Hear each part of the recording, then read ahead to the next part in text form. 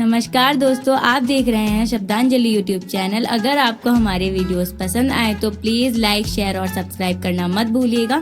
Subscribe करने के बाद बेल आइकन पर क्लिक ज़रूर करें। धन्यवाद। उत्तराखंड की आवाज़ को व हास्य को पूरे देश भर में लेके जाते हैं डॉक्टर जयंत शाह के रूप में। हमारे मध्य में वो कवि बैठे हैं और मैं उनके लिए क्या पंक्तियां पढ़ूं। जब वो मंच पर आते हैं तो अपना माहौल खुद तैयार कर लेते हैं। मैं आपसे आग्रह करता हूं कि जोरदार तालियों से इनका स्वागत करें। डॉक्टर जयंत शाह जी यहाँ मंच पर आएँ और अपना काव्य पाठ करें।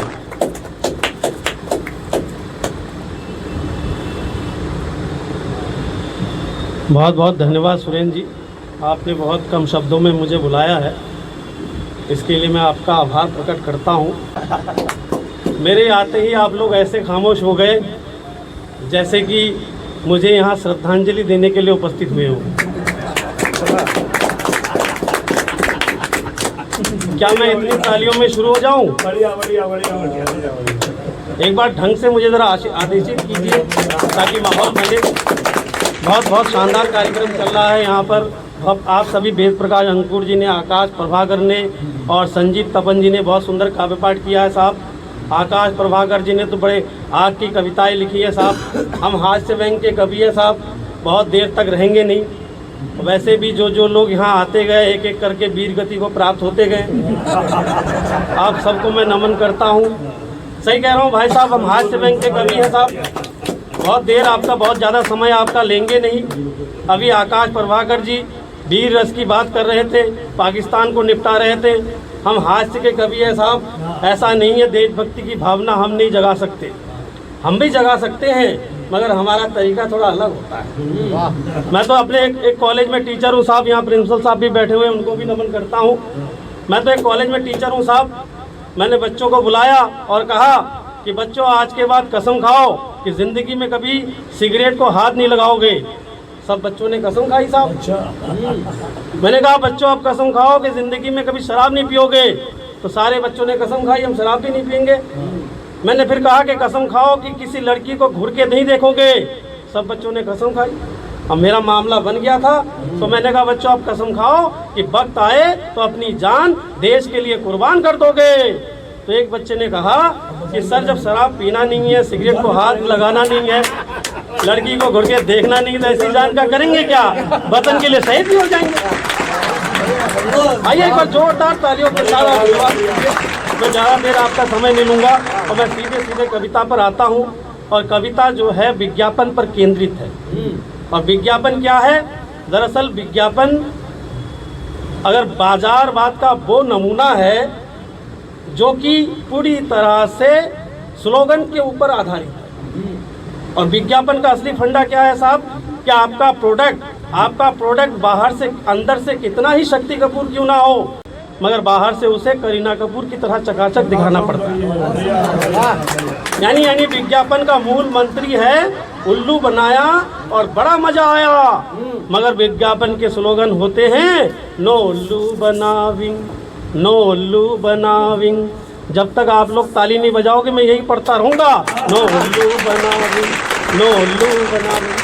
सही कह रहा हूँ भाई साहब। विज्ञापन कैसे कैसे, वो टीवी पर एक विज्ञापन आता है भाई साहब, तो जिसे अपनी बीवी से है प्यार, उसे फलाने चीज़ से कैसे कर सकता है इनकार। अब मजाल है कि आप वो चीज़ ना लो। सही कह रहा हूँ भाई साहब, लेनी पड़ती है। जब प्यार का पैरामीटर ही विज्ञापन पर निर्भर है तो हम कर भी गा सकते हैं भाई साहब। जीत करती है प्रेशर कुकर ला के दो, क्योंकि शादी के बाद पति तो पत्नी को देखकर सीटी नहीं बजा रहा, प्रेशर कुकर तो कम से कम बजाता रहेगा। सही कह रहा हूँ भाई साहब। विज्ञापन कैसे कैसे आती है भाई साहब। सही कह रहा हूँ। वो हमारे मोहल्ले का सबसे नल्ला लड़का, नल्ला समझते हो आप लोग? नहीं समझते हो तो मेरे पीछे देख लो, काम मैं कर रहा हूँ, नल्ले ये लोग बैठे हुए। अच्छा ये ताली भी नहीं बजा रहे। मैंने तो उनकी उन कविताओं पर भी ताली बजवाई जो हमारी समझ में भी नहीं आई थी। तो मैं सच्ची घटना बता रहा हूँ कि हमारे मोहल्ले का वो नल्ला लड़का चला गया भाई साहब 2 महीने के लिए मुंबई। और मुंबई से लौट के आया तो मोहल्ले वाले कहने लगे कि नल्ला तो बड़ा आदमी बन गया, नल्ला तो बड़ा आदमी बन गया। तो मैंने नल्ले को बुलवाया और पूछा कि भैया नल्ला तो अचानक बड़ा कैसे बन गया, तेरी कामयाबी का राज क्या है? नल्ला गुटखा खा रहा था भाई साहब। थूकते हुए बोला, हमारी कामयाबी का बस इतना सा फसाना, हमारी कामयाबी का बस इतना सा फसाना, मुंह में रजनीगंधा और कदमों में जमाना। ऐसे ऐसे असर हो गए भाई साहब, तो कहना पड़ता है कि चारों तरफ मचा हुआ है कोरोना का हाहाकार। मैं हास्य के साथ व्यंग्य का कवि हूँ, अगर बात आप तक पहुँच जाए तो मुझे सूचित कर देना। कि चारों तरफ मचा हुआ है भीषण हाहाकार, कहीं बेरोजगारी तो कहीं महंगाई की मार, कहीं मीडिया फिक्सिंग तो कहीं मॉब लीचिंग से पूरा देश चल रहा है, मगर टीवी खोलिए तो पता चलता है अपने देश में तो सिर्फ फॉग ही चल रहा है। कैसे कैसे विज्ञापन तक अजब गजब ढंग विज्ञापन के, तब कहना पड़ता है अजब गजब ढंग है विज्ञापन के, और अजब गजब है खेल, सदी का महानायक भी बेचते फिर रहे घर घर नवरत्न तेल। अच्छा हमारे यहाँ कोई काम सदी का महानायक करे तो वो किंग खान कैसे चुप बैठा रह सकता है? हमारे यहाँ तो कहावत है कि गिरगिट को देखकर रंग बदलता है, तो किंग खान ने तो और ही लंबी छलांग और ही ऊंची छलांग लगा डाली, और उन्होंने स्लोगन ही दे डाला कि इसको लगा डाला तो लाइव झिंगा डाला। हालांकि हमने भी लगाई ठहरी भाई साहब, और सच्ची बात बता रहा हूँ, लाइव झिंगा लाला नहीं हुई दोस्तों, उल्टा चार्ज और रिचार्ज के चक्कर में जेब जरूर ढीली हो गई है। बस आपको यहाँ से मैं कविता शुरू करता हूँ। आपको बस इतनी सी बात याद रखनी है कि इसको लगा डाला तो लाइव झिंगा लाला। झिंगा लाला का मतलब है मस्त मौला जिंदगी। आखिर हमारी जिंदगी झिंगा लाला कैसी हो, कौन सी चीजें हमें चाहिए? तो आइए मैं कविता शुरू करता हूँ। एक बार जोरदार तालियों के साथ आप लोग मुझे आदेशित। देखिए क्या क्या चाहिए होता है कि जीवन तपन जी, आपका भी ध्यान आकृष्ट करना चाहता हूँ। हमारे बीच बैठे हुए यहाँ पर काशीपुर से आए सारस्वत जी भी, कि जीवन में नई आस, रिश्तों में विश्वास, कि जीवन में नई आस, रिश्तों में विश्वास, गार्डन में पौधे हरे हरे, जवानी में सपने बड़े बड़े। कि जीवन में नई आस, रिश्तों में विश्वास, गार्डन में पौधे हरे हरे और जवानी में सपने बड़े बड़े, बचपन दादा दादी के पास और बुढ़ापे में झंडू च्यवनप्राश। यानी इतना इंतजाम अगर कर डाला तो समझो लाइफ यानी इतना इंतजाम अगर कर डाला तो समझो लाइफ झिंगा लाला। बहुत बढ़िया। नौकरी थानेदार की, देखिए क्या क्या चीजें चाहिए थानेदार की नौकरी। क्यों साहब, वो हमारे मोहल्ले का जो एक हमारे यहाँ की एक वृद्ध महिला थी, वो वृद्ध महिला अनपढ़ भी थी, उसकी जो है एसएसपी साहब ने थोड़ी सी हेल्प कर दी। तो एसएसपी साहब ने हेल्प कर दी तो वृद्ध महिला ने ढेर सारा आशीर्वाद दिया कि बेटा एक दिन तू भी बड़ा आदमी बन जा, ईश्वर करे महकमे में तेरी भी बड़ी तरक्की हो। तो एसएसपी साहब ने उत्सुकता बस पूछ ही लिया कि अम्मा ये बताओ कितना बड़ा आदमी बन जाऊंगा? तो अम्मा ने कहा एक दिन तू भी दरोगा बन जा। ऐसी विसंगति है साहब। अगर बात समझ में आए तो एक बार ताली बजाओ, नहीं तो नो उल्लू बना। सही कह रहा हूँ भाई साहब। नौकरी थानेदार की, जांच भ्रष्टाचार की। अब थानेदार बन गए, जांच करने की बारी नहीं आई तो थानेदार क्या ऐसी की तैसी करवाने के लिए बने हुए? नौकरी थानेदार की, जांच भ्रष्टाचार की, मोबाइल नए से नए एप्पल के, फ्रेंडशिप फेसबुक से जड़ा हटके, पत्नी नवरत्न तेल, ठंडा कूल। अच्छा, हर आदमी चाहता है कि मेरी बीवी बिल्कुल सीधी हो, एकदम गाय। वो तो सही कह रहा हूँ भाई साहब। वो एक लड़के की शादी हुई, नहीं तो जाकर के तीसरे दिन अपने ससुर से जाके लड़ बैठा। कह रहा था आपको कह रहे थे आपकी बेटी बिल्कुल सीधी है, एकदम गाय है। ये तो शेरनी निकली, वो भी भूखी, बात पर झपट पड़े। तो ससुर ने धीरज बंधवाते हुए कहा बेटा थोड़ा धैर्य रख, तेरे पास तो बेटी है, मेरी सोच मेरे पास तो उसकी भी माँ है। तो नौकरी थानेदार की, जांच भ्रष्टाचार की, मोबाइल नए से नए एप्पल के, फ्रेंडशिप फेसबुक से जरा हटके, पत्नी नवरत्न तेल, ठंडा कूल, सालिया सिने स्टार्स की तरह लक्स ब्यूटीफुल, सालिया सिने स्टार्स की तरह लक्स ब्यूटीफुल, रोटियां आइडक्स की तरह जिसमें हो माँ के स्पर्श का जादू, और कार ससुराल से सहायता प्राप्त BMW। और उस कार में तेल डलवाए मामला तेल का है आजकल। गाड़ी खरीदने के लिए तो बैंक से भी लोन मिल जाता है। तो रोटियां आइडेक्स की जैसी जिसमें हो माँ के स्पर्श का जादू, कार ससुराल से सहायता प्राप्त BMW, और उस कार में तेल डलवाए जब भी आए साला। यानी इतना इंतजाम अगर कर डाला तो समझो लाइफ, तो समझो लाइफ।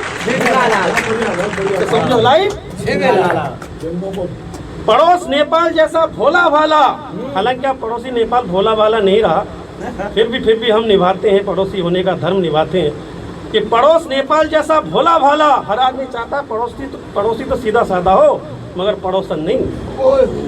कि पड़ोस नेपाल जैसा भोला भाला, पड़ोसन MDH का गरम मसाला। पड़ोस नेपाल जैसा भोला भाला, पड़ोसन MDH का गरम मसाला। दोस्त LIC की तरह जिंदगी के साथ भी और बाद भी, और उधार डाबर का हाजमोला, खाया डकारा नहीं रहा कुछ याद। दोस्त LIC की तरह जिंदगी के साथ भी और बाद भी, उधार डाबर का हाजमोला, खाया डकारा नहीं रहा कुछ याद भी। बॉस, हमारे प्रिंसिपल साहब बैठे हुए, उन्हीं को समर्पित करते हुए कि बॉस इंडियन ट्रेन जो ऑफिस में अक्सर लेट आए, और बॉस की सेक्रेटरी फाउंटर पेन लिखते लिखते लब हो जाए।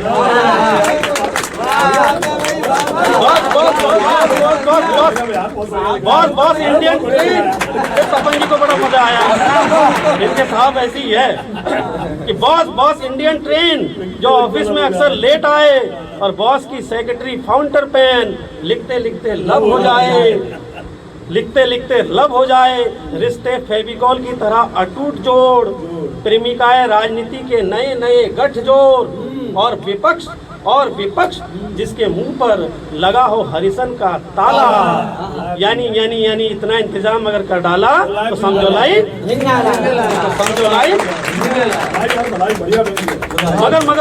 मगर मेरे दोस्तों तब मत कहना लाइफ झींगा लाला, जब भरी बाजार में किसी लड़की का दुपट्टा सरका नहीं कि लड़के कसने लगे फप्तियां, और इस देश में स्कूल कॉलेज से ज्यादा दिखने लगे वृद्धाश्रम की बस्तियां।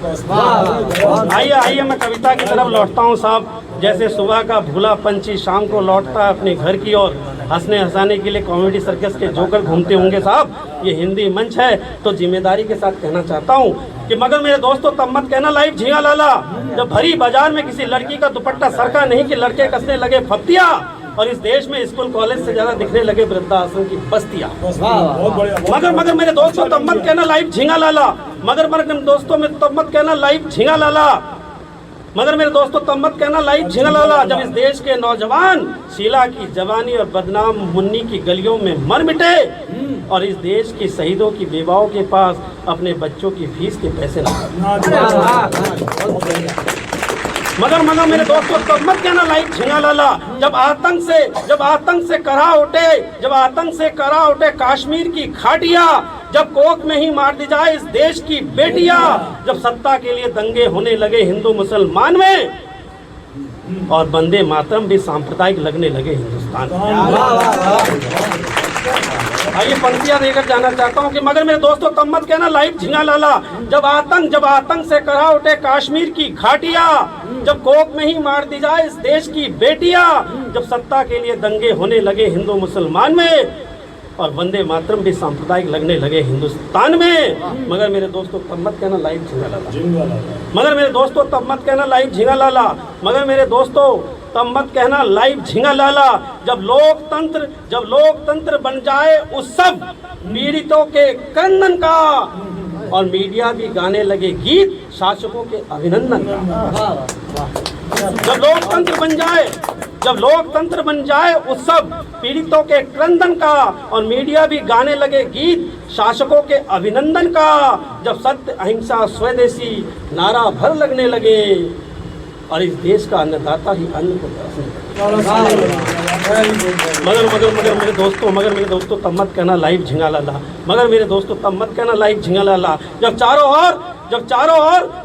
ओर हो झूठ का बोलबाला, और सत्य के मुंह पर लगा हो ताला, तब विज्ञापन की दौड़ में आधुनिकता की होड़ में मत कहना मेरे दोस्तों लाइफ झींगा लाला।